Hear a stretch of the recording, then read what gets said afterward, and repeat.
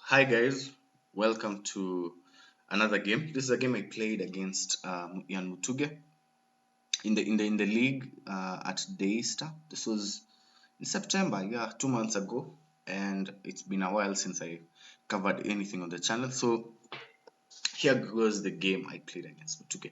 So this is a game I played on the morning, on Sunday morning. Yeah. So the league was played on Saturday and Sunday. So we usually play like 2 games a day. In the morning at 8 and or 9, then the other at 2 p.m. or 3 p.m. depending on the availability or the closeness the place is to where people are. I don't know who decides the timing, but this game was played at I think 9 a.m. and I woke up at around 8:30 or something. So I woke up at around 8 and I tried to prepare some lines. I tried to look at some of my openings and what I was going to play, because I thought I was going to play a very theoretical battle. So instead of, I looked at a few things, then came to the conclusion that I was really not in the mood to play any theory, because I mean these are already, you can see with the rating difference. I think, okay, this is where I strive to be. Honestly, I want to be like an 1800 player by the end of next year. And right now it's like my strength is around 1500, in and around that range, 1500 or high 1400s, or maybe weak 1600s, but it's around that area. Because I mean, when I play such players, when I play players of that standard, I usually find it comfortable. I find that most of the time I'm dictating the play. I'm having everything. So with that in mind, like, I came in this game knowing that I didn't really want to play against play theory against considerably stronger opponents than I was. So instead, I just decided to play my usual. Uh, if he played something, because I knew I had a hunch that she was going to play the Sicilian, and I knew I was going to play like my usual line against the Sicilian, and just take him out of theory as soon as possible, which I regret so dearly. But let's see the game. Let's see how it went. So I played d4, I played the c5 as advertised. I played knight to f3, played d6, and I played my pawn to g3. So I played some sort of a King's Indian attack system, but then there's some variations to it. I don't usually play like the typical KIA ideas that some other people play, like Zadok.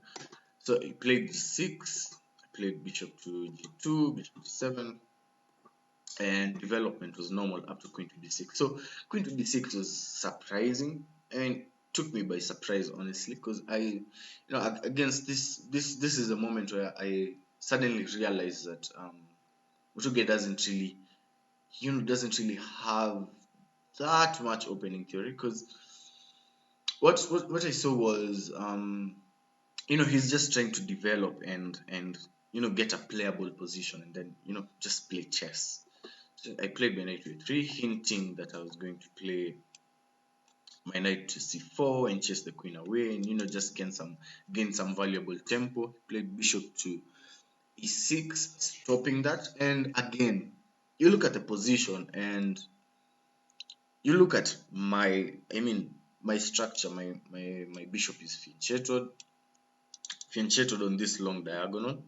It's looking really pretty. My knight on f3 is developed. I'm castled.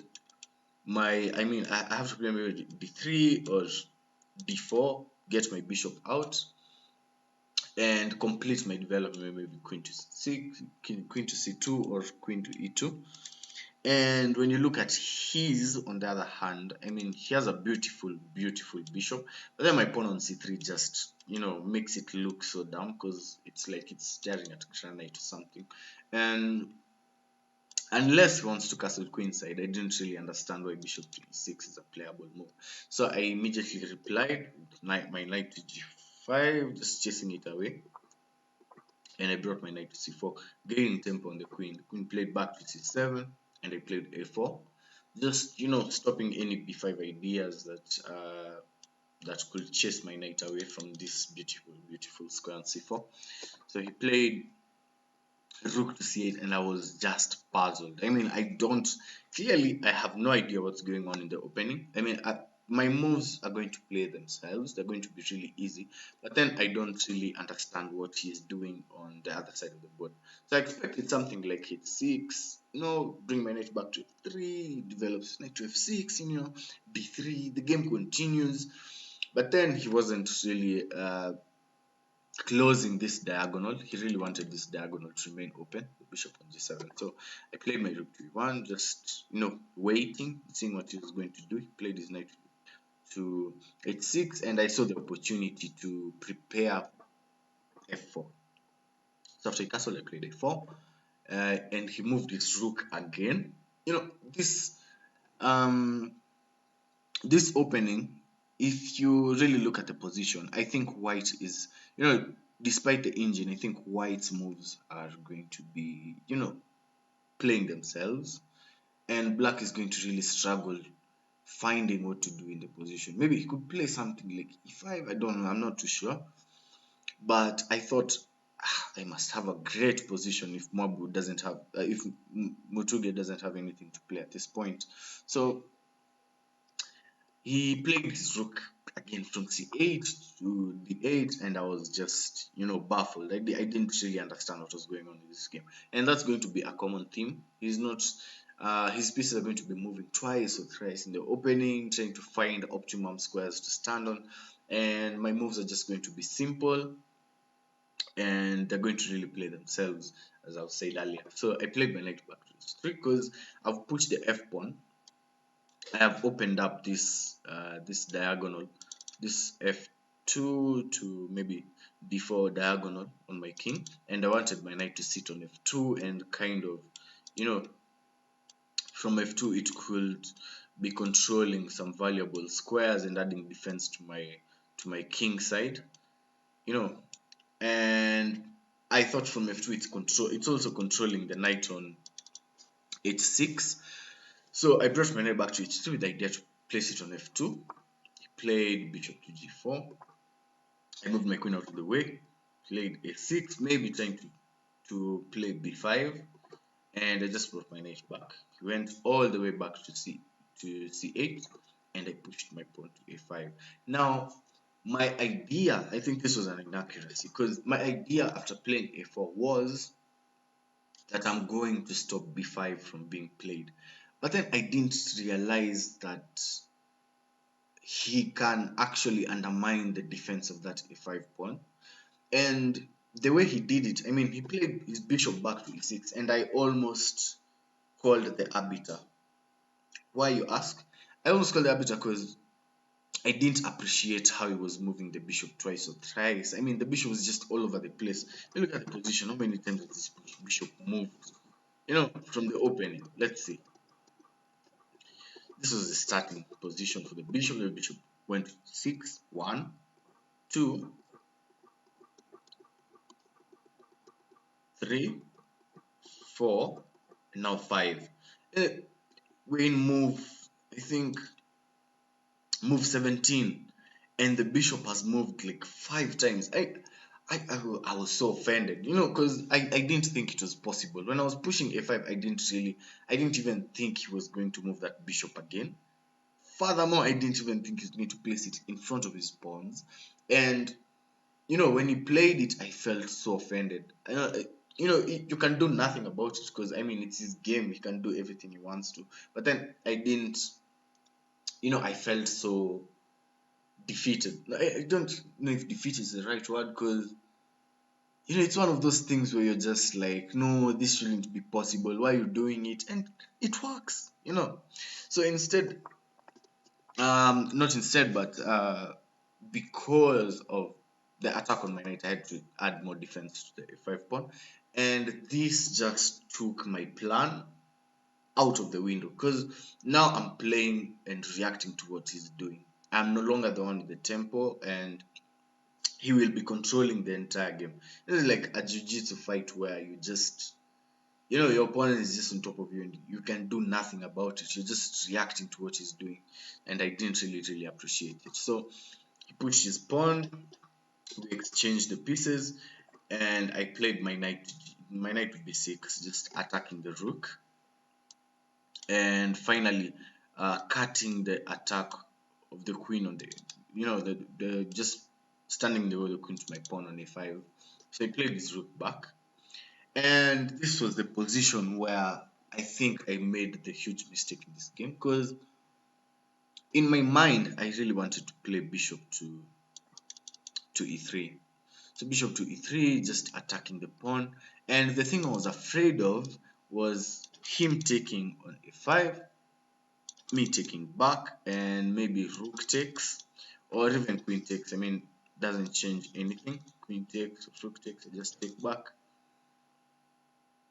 No, if queen takes, I don't take back. I play bishop takes on c5, and if he decides to trade here, I just take back with the rook. And if he plays something like this, I could just capture, and the game continues this way, and bring my rook back even to a4, and maybe try and place it on e4. So this was the line I was afraid of. And after checks, if you take to the rook, it's pretty simple for me. Just I can even take back with the bishop, place this, I take, he takes, and we have a similar position to what we had earlier. So this was what I was afraid of. What I thought was going to happen was he was going to take, I was going to take back, and I thought I was just losing the knight after this. I didn't see that my bishop could capture. I thought maybe if I capture, it takes on 2, and the game becomes so complicated. But here again, he loses the queen. So I don't know what I was calculating. I was just hallucinating at this point, and I was really afraid of playing my bishop to e3. So instead I went knight to e4, which again concedes the advantage that I had earlier. He took my pawn on e3. On d3, I took his pawn on c5, and he played his rook back. Again, here the best move to play is bishop to e3, because this diagonal is really weak. This dark square diagonal is really weak, and I have to have my bishop on that diagonal. Here what I was afraid of was knight to f5, but after bishop to f2, I don't really see how he continues in the game here, because I mean, yes, the position is equal, but I think I have a lot of control in the position. I can play something like rook to rook a d1 and jump in with one of the knights, and you know, just crumple him up and squeeze him. But then, you know, again, I don't know what I was doing. I was just hallucinated again, and I played h3, trying to, God knows what. I don't even know what I saw after playing h3, because immediately after I played h3, I saw this move, knight to d4. It took back, and I moved my king. Maybe I could have tried something else, maybe moving my knight here, but then this loses the rook. I had no idea what to do in this position. After knight to d4, I was just hopeless. I just thought the game was moving out of my hands, and I was no longer in control at all. I wasn't even close to being in control of the game. So he won the knight, played my knight back, and from here I was just trying to survive. So to put further context into the game was starting at 9, and I arrived at the playing hall at around 9:20 or something. I had lost a bunch of time, and I didn't really know that Mutuge is a very quick player. So the entire game was played. I was playing this game with like 10 or 12 minutes, while he had about an hour on his clock.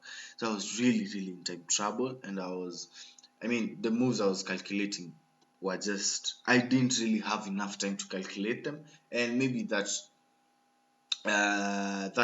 was a huge factor in me not playing bishop to e3 earlier, because I had like 2 chances to play it and kind of, you know, hold on to the game. One of the chances was clearly winning. The other one, I was maybe holding it, but then because I didn't know what to do, I didn't have the time to really deep and calculate the complications of the position. I just ended up having, you know, worse position and low time on the clock. So here I pushed g4, just, you know, further weakening my position. I didn't know what I was going to do. Now my bishop on c1 is really hindering the development of my rooks. My rooks are not connected. If he manages to, you know, offer a rook trade, I wasn't going to even deny it, because how do you even do that when your rooks are not connected? So played this knight to d4, knight looking really pretty. Played my rook to d3, just avoiding the fork. That would have won my rook cleanly. So I played my king to g3, played back to e6, I played my knight to e5. I mean, maybe here I had minute, really tiny chance of trying to control the game. Because after bishop here, I mean, I think I'm still losing. Because after takes, you can play like rook to d3. You can play anything in this position, and he's just completely winning. So I went knight before he played his bishop back to 6. I tried some little tricks with queen to b3, and the trick is if he plays something like, maybe let's play nothing move to show what really happens after this. I take, and okay, now I see it's not working. Because why? Because takes with check. If you move away, maybe queen check, and yeah, the game is suddenly not so clear. Because then again, the bishop can take and he can play like rook check. The line I'm talking about is maybe if I play something like this, he can play rook takes, and after I take back, okay, bishop takes doesn't work. Clearly it doesn't work, because after bishop takes you don't have time to play this rook to be something. Rook to d2, and your knight on e6 is always hanging, but you can take back. You can take back your knight. Wow, this position is so complicated. I might need much more time to calculate it, but I didn't like. Okay, I tried the little trick. Trick didn't work because he traded off the knight, and from here he was just in control of the game. And this position, after this check, I literally had a minute on the clock, and he had about 20 or something minutes. I couldn't continue the game, so I just tried trading the rook for the knight, but as you can see, it was totally winning.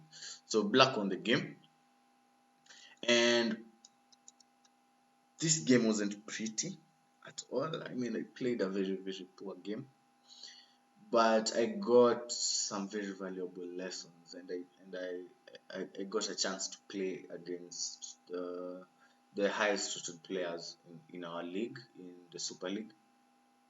Because Mutuge plays for Strathmore, I play for Lighthouse Bravo. So, you know, really important learning experience. So the weekend was really tough. I played Ian Mutuge in the morning and Chris Mine in the same day, not Chris Mine in the afternoon, which is insanely tough. So I'm going to show the Chris Miner game next, and I hope you have an amazing rest of your week. Don't forget to like, comment, and subscribe on things that you think we should improve on. And I'll be bringing more games that I think we should study, not just the games that I've played or games that have been played by people in Kenya or something. Because the idea when I started the YouTube channel was to, you know, focus on the games that are played by Kenyans, the games played in the Kenyan chess scene, and provide some sort of a library for these games. Because I think Kimbari also does that, but he does it in written form. He makes like blogs and diaries and magazines and stuff like that. But I wanted to make it you know, on YouTube, just create some content that people would appreciate and try and teach chess to people who'd want to learn. So this was my idea when searching, but then I see that there are games that you really have to study. The games that have been just beautiful, and I'm going to showcase them on the channel. So thank you for being with me this long, and don't forget to hit subscribe, click on the comment, click on the like button, and comment on the video on things you think we should improve. I'm working to introduce my I'm going to buy like a webcam and introduce my face to the channel, and maybe that will be more personalized, because there are people who've mentioned it.